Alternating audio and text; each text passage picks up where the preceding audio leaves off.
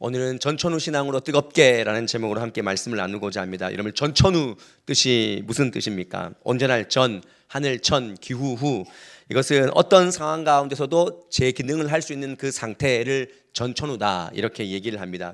여러분 아마 달고 다니는 그 타이어에 전천후 타이어를 아마 끼워 놓으신 분들이 있는 줄 압니다. 이 올 시즌 타이어다. 그래서 그 홈은요 단순하지 않습니다. 왜냐하면 눈길도 가야 되고 빗길도 가야 되고 빙판길도 가야 되고 지느길도 갈 수 있어야 되고 뭐 어떤 노면을 막론하고 어떤 환경에서도 나아갈 수 있기 때문에 그래서 잘 대응하고자 그렇게 만들어진 것이죠. 하나님께서 우리에게 그런 삶을 원하시는 것 같습니다. 우리가 8월 한 달 다시 한번 뜨겁게 합시다라고 할 때 우리가 전천후 신앙으로 우리가 좋든 나쁘든 내가 정말 햇빛이 비치든 바람이 불든 어떤 상황 가운데 있던 제 기능을 할 수 있는 그 믿음, 작동할 수 있는 믿음. 우리가 여기서 아무리 말씀을 많이 들어도 삶에서 작동하지 않는다면, 위기의 순간에 작동하지 않는다면 그 믿음이 어떤 소용이 있겠습니까? 그래서 다시 한번 우리 자기 자신에게 이렇게 한번 외쳐보도록 하겠습니다. 전천후 신앙이 됩시다. 시작. 전천후 신앙이 됩시다. 여러분 전천후 신앙을 간직하십시오. 하나님께서 원하시는 것입니다. 여기에 아마 잘 되고 있는 분들이 있고 아마 지금 평탄한 그런 상태 가운데 있는 분들이 있는 줄 압니다. 근데 중요한 것은요, 두 상황이 어떤 이들에게는 둘 다 위기일 수도 있고요, 어떤 분에게는 두 상황이 둘 다 기회가 될 수 있다라는 것이죠. 왜냐하면 믿음의 일관성이 있으면, 전천후 신앙이 있으면 그게 가능해진다는 것입니다. 오늘 우리가 주목해야 될 것, 그리고 우리가 훈련해야 될 것은 하나님 앞에서 우리가 전천후 신앙을 살아갈 때 이 위대한 다윗이라는 이 사람이 인생 가운데 정말 크게 봤을 때 딱 한 번 딱 넘어졌는데 그것이 밧세바를 범한 그런 사건이 아니겠습니까? 전천후 신앙을 살아감에 있어서 장애물이 있다는 것입니다. 다윗이 무너진 것은요 사울 때문에 무너진 것이 아닙니다. 지금 사울은 이미 죽었습니다. 사무엘하 1장에서 죽었습니다. 그리고 자기 아들 압살롬에 의해서 지금 이런 상태가 된 것이 아닙니다. 열강의 지금 뭐 천하의 민족들, 대적들 때문에 지금 다윗이 넘어진 것이 아닙니다. 지금 그는 풍요로운 삶, 가장 안정적인 삶이 그에게 걸림돌이 되었습니다. 오늘 1절이 어떻게 시작을 합니까? 우리 1절 말씀 함께 읽어보도록 하겠습니다. 시작. 그 해가 돌아와 왕들이 출전할 때가 되매 다윗이 요압과 그에게 있는 그의 부하들과 온 이스라엘 군대를 보내니 그들이 암몬 자손을 멸하고 랍바를 에워쌌고 다윗은 예루살렘에 그대로 있더라. 지금 이게 어떤 상황입니까? 그 해가 돌아왔다는 것입니다. 앞에 10장과 연결되겠죠. 이스라엘 군대가 암몬과 아람의 연합군과 싸우는 그 상황 가운데 계절적인 어려움으로 잠시 전쟁을 중단하고 하지만 주님께서는 그 전에 이미 좀 승산이 있는 이길 수 있는 그런 전쟁의 모습을 판을 깔아 주었습니다. 다시 전쟁이 중단되고 봄이 와서 전쟁을 하게 되었습니다. 근데 다윗의 마음에 어떤 마음이 있습니까? 내가 나서지 않아도 이 전쟁 이길 수 있어 하는 그런 교만이, 그 판단이 그 마음 가운데 들어왔다는 것입니다. 그래서 다윗의 문제가 지금 뭐냐면 다윗은 예루살렘에 그대로 있더라. 오늘 말씀에 예루살렘에 다윗이 그대로 있다. 지금 자기의 군대 장관 요압과 그의 수하의 부하들은 다 전쟁하러 갔는데 그는 지금 그대로 있는 것입니다. 여기서 그대로 있다라는 이 단어를 보니까 아샤브라는 히브리어를 썼는데 그 히브리어의 뜻이 주저앉아 있는 상태, 앞선에서 일선에서 싸움을 늘 했던 그 다윗인데 정치적으로 조금 안정적으로 이렇게 전쟁에서 여러 번 이기다 보니까 이 전쟁은 이제 내가 굳이 나가지 않아도 돼 하는 마음으로 가만히 있었다는 것입니다. 다윗이 지금 걸림돌이 무엇입니까? 전천후 신앙을 유지하는 데 걸림돌이 무엇입니까? 그저는 머물고 있다는 것입니다. 그 평안함이 주는 그 머금의 그 상태, 지금은 전쟁의 위협이 있지만 하도 수많은 전쟁에서 이겨봤기 때문에 하나님을 붙잡는 그런 믿음이 약간 떨어져 있는 그런 모습을 보게 됩니다. 사실 다윗은 하나님 앞에 기름 부음 받았지만 그 10년이라는 시간을 사울에게 쏙 쫓겼고 그리고 왕권을 잡았지만 그가 회복해야 될 수많은 일들이 많았습니다. 다윗성을 시온성을 회복해야 됐었고 그리고 언약궤 빼앗긴 그 언약궤를 다시 성전에 들여 놓아야 됐었고 아직도 블레셋과의 그 싸움, 그리고 모압, 소바, 아람, 하맛, 에돔, 암몬까지 수많은 주변의 강국들이 호시탐탐 지금 이스라엘을 힘들게 하고 있는 상황 가운데 그가 어떻게 했습니까? 그 당시에 뭘 했습니까? 하나님 붙잡고 기도했습니다. 하나님 음성을 듣고 하나님 가라 하면 가고 하나님 멈추라면 멈추는 그 믿음의 전쟁을 했습니다. 그래서 사무엘하 8장 6절과 14절 말씀에 동일하게 나오는 하나님 주신 은혜의 어떤 구절이 있습니다. 저기 보십시오. 다윗이 어디로 가든지 여호와께서 이기게 하시니라. 여호와께서 이기게 하셨습니다. 그 다음 말씀을 보십시오. 14절 말씀에도 보면은 다윗이 어디를 가든지 여호와께서 이기게 하셨다. 이 말씀은 승승장구입니다. 하나님이 가는 곳마다 이기게 하셨습니다. 왜 그랬습니까? 수적으로 그들이 전투력이 좋아서 그렇지 않습니다. 하나님이 다윗이 하나님을 붙잡았기 때문에 하나님이 이기게 하신 것입니다. 이것이 하나님께서 다윗에게 주신 그 어려울 때 주신 유익 아니겠습니까? 그 고난, 그 수많은 전쟁을 통해서 더 엎드리게 하시는 그 은혜. 그래서 하나님께서 그의 인생을 책임지시는 그런 은혜. 고난을 통해서 하나님은 다윗을 더 하나님께 집중하도록 하셨습니다. 우리 인생은 어떻습니까? 여러분들 지금 어떻습니까? 하나님께서 여러분들에게 지금 경고하고 있는 사인이 있지 않습니까? 하나님께서 여러분들에게 평안함을 주셨습니까? 그 평안함을 여러분을 잘 먹고 잘 살아라고 주셨습니까? 가만히 있으라고, 예루살렘에 그대로 있으라 라고 하는 그 환경을 주시려고 그렇게 하는 것이 아니라는 것입니다. 내가 좋지 않냐? 그럼 네가 이때 무엇을 해야 되느냐? 더 높은 곳을 바라보고 달려라 라고 말씀하시는 것이죠. 그리고 여러분들에게 혹시 어려움이 있다면 하나님이 여러분들을 부르시는 사인입니다. 나에게로 와라. 네가 지금 세상의 방법으로 되지 않는다. 말씀 앞에 기도로 나아가자. 내가 너와 함께 하리라 라고 하나님이 사인을 주시는 것입니다. 여러분들, 우리는요 쉴 틈 없고 왜 나만 자꾸 어려운가 하는 분들이 있지만 하나님은요 그 어려움을 통해서 여러분들을 다루어 가시는 것입니다. 여러분, 그 어려움 없다면 여러분들 하나님 만나지 못했을 것입니다. 그 어려움과 그 고난이 있기 때문에 하나님이 보이는 것이죠. 이게 경제적인 용어로 매기 효과라고 우리가 많이 들어봤지 않습니까? 그 청어에다가 천적인 매기를 넣어서 청어가 파닥파닥하게 살도록 미꾸라지한테 매기를 넣어서 매기가 더 파닥파닥하게 활발하게 움직여서 그 식당까지 배달되도록 그렇게 했다고 하지 않습니까? 생기를 얻는 것입니다. 먹히지 않기 위해서 자기가 더 움직이는 것이죠. 우리 안에 내적 갈등이 있다면 하나님께서 우리에게 영적 잠재력을 깨우게 하시오는 말미암아 하나님께로 나가게 하는 영적 구심력이 작동할 수 있도록 우리를 흔들어 깨운다는 것입니다. 그래서 어려움은 우리에게 고난이 아닙니다. 그 어려운 상황을 통해서 하나님을 더 보게 하는 것이죠. 기도의 자리로, 그리고 말씀의 자리로 나가게 하시는 것입니다. 그렇다면 오늘 다윗이 고난 중에 지켰던 그 신앙을 왜 평안했을 때는 잃어버렸을까? 그것은 바로 단순한 겁니다. 영적 안일함을 경계하지 못했기 때문에. 그래서 우리는요 영적 안일함을 경계를 해야 됩니다. 정말 잘 경계해야 됩니다. 우리는 아플 때는 잘 나갈 수 있습니다. 그런데 평안할 때는 잘 나가지 않는다는 것입니다. 지금 정치, 경제, 신앙 모든 부분에서 가장 충족해 있는 상태가 지금 다윗이 거느리고 있는 이스라엘의 상태입니다. 그때 하나님께서 가장 잘 나가는 시기라면 경각심을 가져야 되죠. 어떤 경각심요? 내가 섰다고 생각했을 때 넘어질 수 있구나, 넘어질 수도 있다라는 그 경각심을 가져야 됐습니다. 그의 아들 솔로몬도 마찬가지지 않습니까? 솔로몬이 처음부터 그렇게 이방 신을 섬기고 막 그러지 않았습니다. 처음에는 하나님 앞에 하나님의 지혜를 주십시오. 하나님 얼마나 기뻐했습니까? 근데 솔로몬이 마음을 돌려서 이스라엘 하나님을 떠났다라고 말씀합니다. 유진 피터슨 성경에 보니까 솔로몬이 이스라엘 하나님을 버렸다 이렇게까지 표현을 했습니다. 잘 나갈 때 변질된 것입니다. 솔로몬을 변질시킨 것이 무엇입니까? 다윗을 변질시킨 것이 무엇입니까? 자신의 성공, 자신이 목표하던 바가 이루어졌는데 그것이 처음에는 하나님이었지만 하나님이 아니라 자기가 한 것처럼 느꼈다는 것입니다. 승승장구할수록 잘 나갈수록 하나님이 함께 하셨다. 여러분, 이 믿음을 갖는 것이 얼마나 어렵습니까? 처음에는 그렇게 고백하지만 살수록 교만해지는 것입니다. 세상에 수많은 목회자와 스타를 보십시오. 그렇게 타락해 가는 것입니다. 이러한 것을 통해서 하나님 우리에게 전천후 신앙을 다시 한번 이 다윗을 통해서 반면교사 삼으면서 너희들에게 간직해라. 너희가 이 팔을 한 달 더 뜨거워졌으면 좋겠다. 다 휴가 기간이고 다 느슨해지기 쉬운 시기지만 더 하나님 앞에서 영적으로 텐션을 가지고 그렇게 살았으면 좋겠다라고 말씀하시는 것이죠. 저는 여러분들에게 두 가지를 꼭 권면드리고 싶습니다. 전천후 신앙을 위해서는요, 여러분 환경 중심적 삶에서 벗어나야 된다는 것입니다. 환경이 주는 그 평안함, 거기에서 벗어나야 되고 그것만 추구할 수는 없다는 것입니다. 우리를 전천후 신앙에서 멀어지게 하는 제1의 적이 있다면 그것이 바로 환경이 주는 편안함입니다. 신앙인들이 대부분 머무는 데 집중합니다. 그러나 우리 신앙은요 어떻게 보면 달리는 것입니다.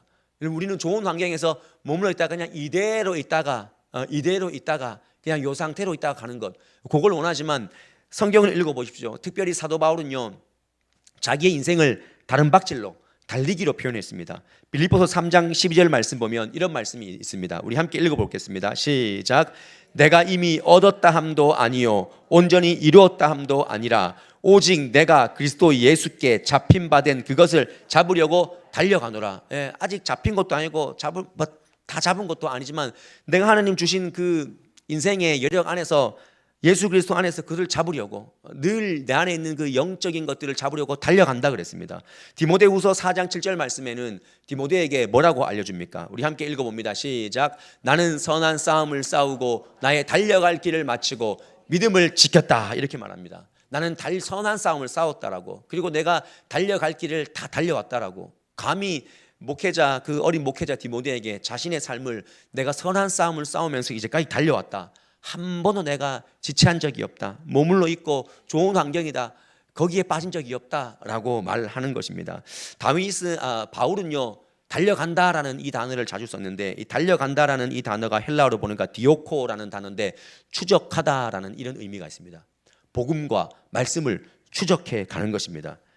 내가 원하는 것이 아니라 하나님이 원하시는 것들을 보고 계속 추적해서 달려가는 것입니다. 환경이 주는 안일함, 상황이 주는 안일함, 그리고 감정이 주는 어떤 안일함까지 다 이겨내고 달려가는 것입니다. 그리고 우리가 왜 어려울 때는 그렇게 새벽 예배 나오고 말씀 들을 때마다 눈물이 나고, 또 안 오던 수요예배까지 오고 얼마나 간절했습니까? 근데 그게 다 지나니까 우리 너무 느슨해지지 않습니까? 반대로 너무 힘들어서 너무 어려우니까 그때 또 아무것도 안 합니다. 목사님 제가 너무 지쳤습니다. 목사님 내가 이거 해결되면 내가 교회에 다시 한번 가겠습니다. 다윗의 이 예루살렘에 그대로 있더라, 이 모습이 이 양자간의 모습과 똑같은 것입니다. 그러나 전천후 신앙은요 좋을 때나 나쁠 때나 똑같이 흔들리지 않고 달려가는 것입니다. 저는 여러분들에게 권면드립니다.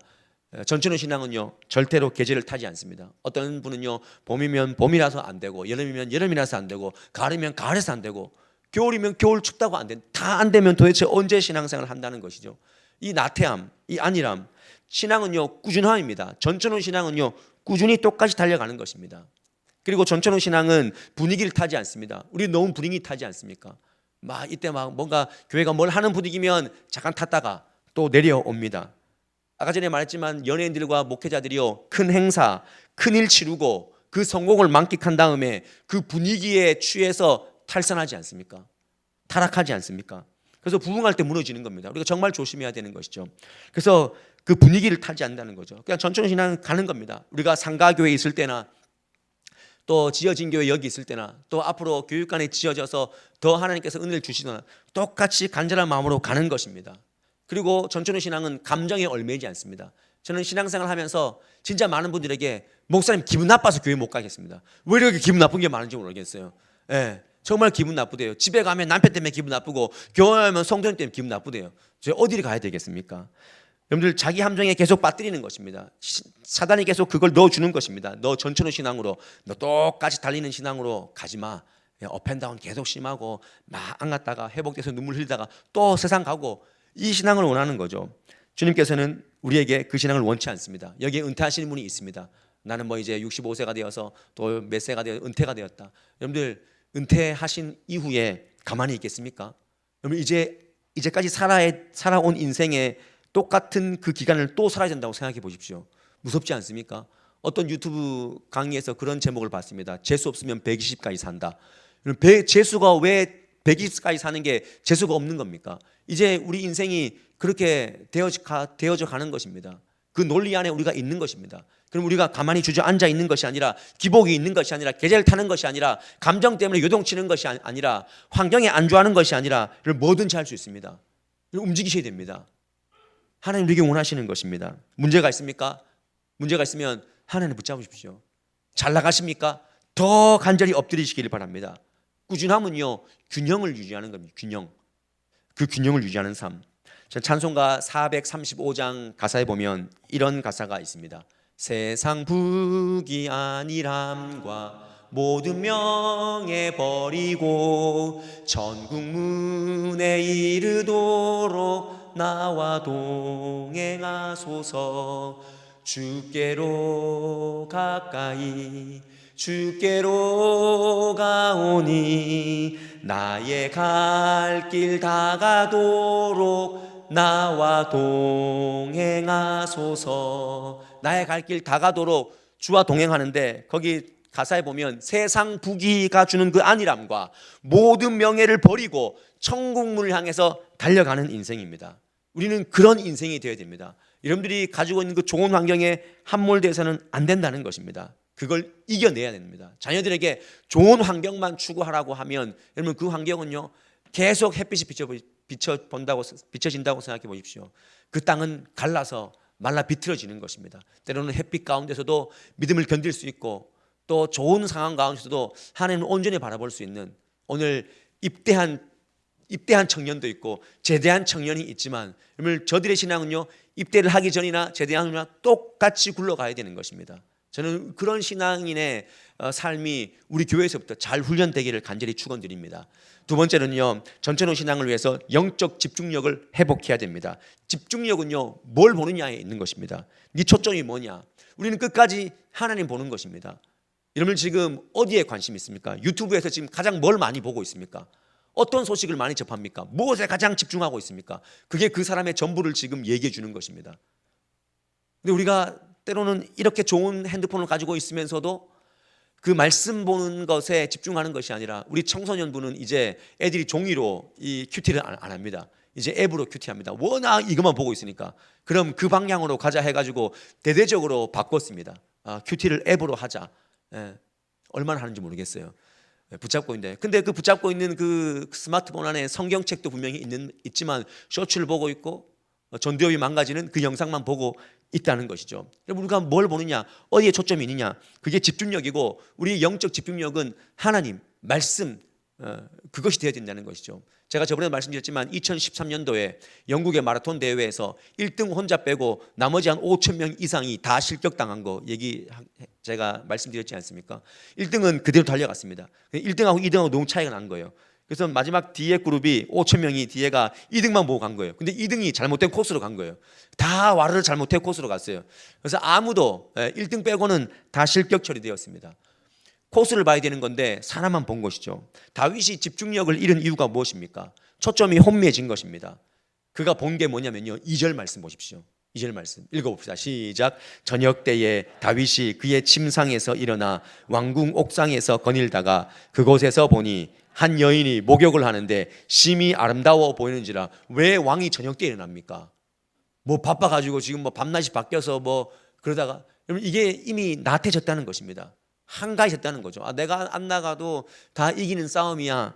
나태해진 겁니다. 그리고는 옥상을 거닙니다. 왜 옥상을 거닙니까? 서재에 있든지 전략을 짜든지 기도를 하든지 해야 되는데 옥상을 거닙니다. 여기 거닐다 할라크라는 히브리어인데 이거는 걷다, 심지어는 이런 의미도 있어요. 기어다니다. 얼마나 어그적 막 지금 뭐 자기 군대 장관 요압하고 지금 부하들은 다 바쁘게 지금 칼과 창을 들고 방패를 들고 싸우고 있는데 자기는 지금 기어다니는 겁니다. 옥상을 뚜렷한 목적 없이 행동하는 걸음, 목적이 없는 것입니다. 배회하는 것입니다. 초점이 없는 것입니다. 여러분 우리 인생이 초점이 없이 방황하기 시작하면 거기부터 문제가 생기는 것입니다. 여러분 주일날 초점이 어디에 있어야 됩니까? 하나님께 예배하는 것이 있어야 되는 것이죠. 아니요, 오늘뿐만 아니라 여러분들이 눈 뜨고 살아가는 그 모든 삶이 초점이 하나님께 맞춰져 있어야 됩니다. 다윗은 지금 뭘 해야 됩니까? 하나님 전쟁에 이길 수 있습니까? 하나님 이 전쟁을 어떻게 해야 됩니까? 우리 이스라엘 민족을 통해서 하나님 어떤 뜻을 이루기를 원하십니까? 그걸 관심을 둬야 되는데 지금 눈이 옥상에서 한 여인의 벗은 몸을 지금 보고 있는 거예요. 그래서 그 여인을 불러오지 않습니까? 그 여인을 취하지 않습니까? 그 여인이 누구냐면은 자기 부하 우리아의 아내였습니다. 다윗은 배회하다가 본 것이 이런 것입니다. 우리의 삶의 영적 집중력이 흐트러지면 하나님을 보는 것이 아니라, 하나님의 것을 보는 것이 아니라 내가 좋아하는 것만 보고 내가 원하는 것만 보는 것입니다. 그때 기복신앙이 생기는 것이죠. 야고보서 1장 14절 말씀에 오직 각 사람이 시험 받는 것은 자기 욕심에 이끌려 미혹받는 것이다. 다윗이 똑같습니다. 지금 제가 다시 한번 묻지 않습니까? 여러분들이 지금 유튜브 딱 들어가서 뭘 지금 어떤 알고리즘이 가장 많이 뜨고 있습니까? 어떤 책을 많이 읽고 있습니까? 어떤 생각을, 어떤 묵상을 가장 많이 하고 있습니까? 그게 여러분들 자신입니다. 여러분 사탄은요 틈틈이 노리는 것입니다. 어떤 틈을 노립니까? 우리 집중력을 하나님과 멀어지도록, 계속 멀어지도록 흐트러뜨립니다. 야, 너 돈, 야, 막 건강, 요즘에 막 이런 거, 이런 취미 계속 거기에 몰두하게 하지 않습니까? 이슬람권의 의사들은 아주 극단적인 이슬람권의 의사들은요, 환자가 오면 이렇게 묻는다고 합니다. 한국의 이게 대체적인 의사들은 환자가 오면 뭐라고 묻습니까? 어떻게 오셨어요? 어디가 아파서 오셨어요? 이렇게 묻잖아요. 아주 극단적인 이슬람권의 의사들은 환자가 딱 오면 이렇게 얘기합니다. 요즘 알라와의 관계가 어떻습니까? 지금 당신이 알라와의 관계가 어떻길래 몸이 이렇게 돼가지고 지금 아파서 왔냐?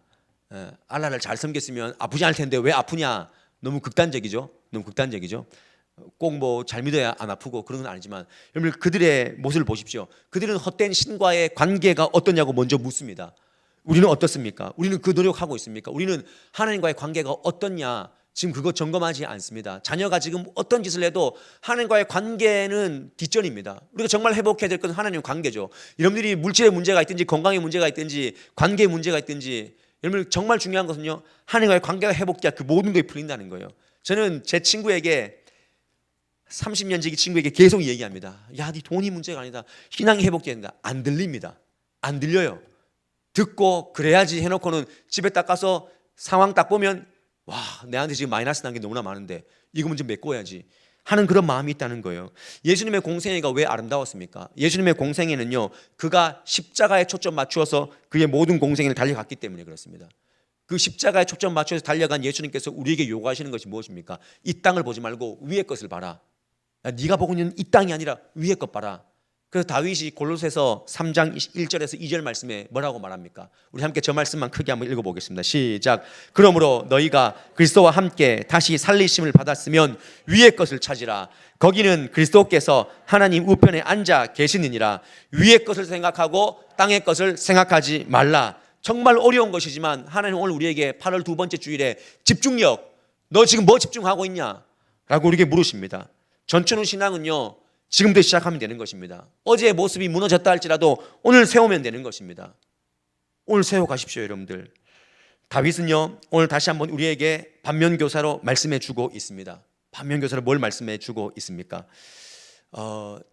정말 평생을, 지금도 이스라엘 국기 안에는 그 다윗별이라고 있는데, 다윗이 다 추앙하고 다 우러러보는 사람인데 그 사람이 딱 한 번 무너졌는데, 그때 영적 집중력이 흩어졌을 때 그때 무너졌다. 그때 옥상을 배회하다가 여인을 보고 밧세바를 범하고 애를 낳고 또 우리야 그 남편을 죽이고 살인 교사까지 하고, 이게 보통 일이 아닙니다. 근데 그가 어떻게 회복됐냐면 나단의 책망을 통해서 다시 한번 말씀 앞에 돌아오지 않습니까? 다윗이 강점이 이겁니다. 지금 무너졌는데 말씀 듣고 정신 차리고 그때부터 다시 세워져 가는 것입니다. 여러분들 어제까지 아니 오늘까지 무너졌다면, 그 신앙의 뼈대가 무너졌다면 오늘 다시 한번 하나님께서 네 집중력이 뭐냐? 다윗이 무너졌다. 너도 똑같이 무너질 거냐? 그러나 다윗이 말씀으로 다시 세워졌다. 너도 똑같이 세워지기 원한다. 우리에게 요구하십니다. 말씀을 마무리합니다. 여러분들 전천후 신앙의 제1의 천적은요, 영적 안일함입니다. 환경이 주는 또 감정이 주는 또 계절 상황이 주는, 여러분 그 모든 것을 뒤로하고 우리는 주님 바라봐야 되고요. 내가 보고 싶은 것을 보는 것이 아니라 하나님의 뜻과 나의 삶, 하나님의 비전이 어떻게 지금 맞물려 있는가, 이 땅의 것을 보는 것이 아니라, 여기에 우리 다음 세대를 키우시는 많은 학부모님들이 있는 줄 압니다. 우리는 지금 자녀들에게 뭘 가르칩니까? 땅의 것, 이 땅에서 어떻게 하면 잘 살고 어떻게 하면 성공해서 편안하게 살 건가, 그거 지금 요구하고 있지 않습니까? 여러분들 균형을 가져야 됩니다. 정말 그거 제가 나쁘게 생각하는 건 아닙니다. 그거 잘 돼야 되죠. 저는 우리 경북도청 서북의 자녀들이 잘 돼야 된다고 생각합니다. 여러분들 사업이 잘 되고 저는 여러분들이 다 부자가 되었으면 좋겠습니다. 그럼 저에게도 못 떨어지지 않겠습니까? 다 부자가 됐으면 좋겠어요. 근데 그 진짜 부자가 하나님께서 인정하시는 부자, 네 진짜 부자다, 네가 정말 깨끗한 크리스천 부자구나, 나는 그렇게 인정받는 그런 사람들로 세워져 갈 수 있기를 바랍니다. 전천후 신앙입니다. 오늘 다시 한번 이 전천후 신앙 앞에 여러분들 우리의 신앙을 다시 한번 인투하시고 던지시고 도전하시는 저와 여러분의 삶이 될 수 있기를 주님의 이름으로 간절히 축원드립니다. 아멘. 우리 이 시간 함께 찬양할 텐데요. 저는 오늘 이 찬양을 고르면서 왜 이 찬양을 선택했냐면, 여기에 보라라는 단어가 너무 많았어요. 보라. 지금 우리의 영적 집중력을 흐트리고 있는 그 시선들은요, 다시 한번 하나님 봐야 되는 것입니다. 여러분들 두려워하는 것이 있습니까? 지쳐 있는 것이 있습니까? 다시 한번 하나님 보시기를 바랍니다. 이 민족이요, 억압받고 전쟁통에 보릿고개 때는 얼마나 주님 잘 바라봤습니까?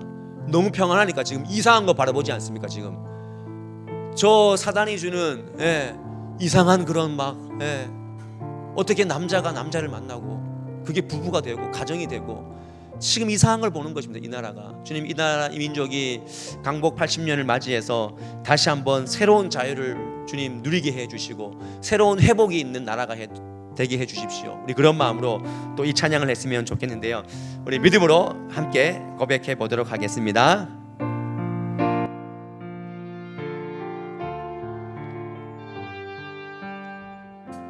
보라, 너희는 두려워 말고. 보라, 너희는 두려워 말고. 보라, 보라, 너희를 인도한 나를. 보라, 보라, 너희는 지치지 말고. 보십시오.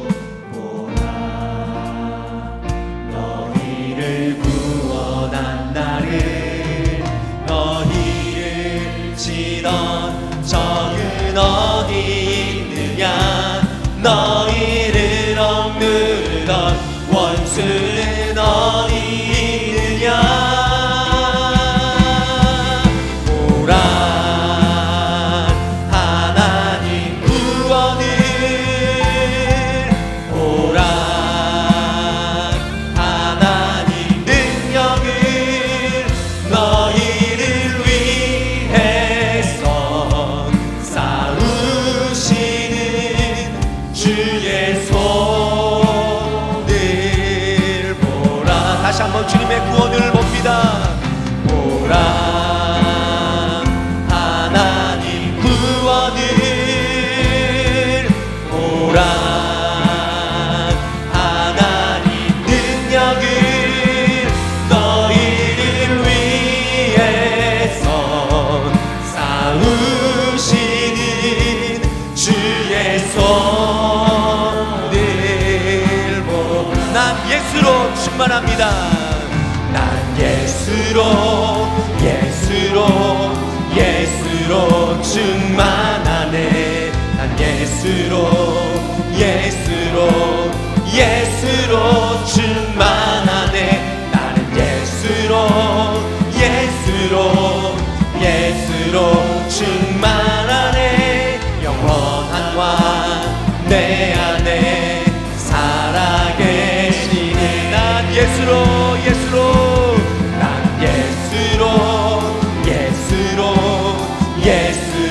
충만하네.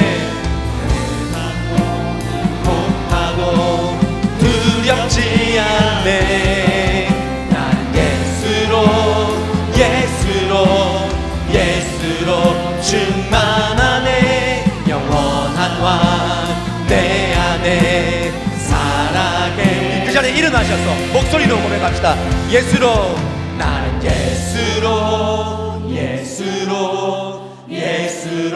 충만하네. 난 예수로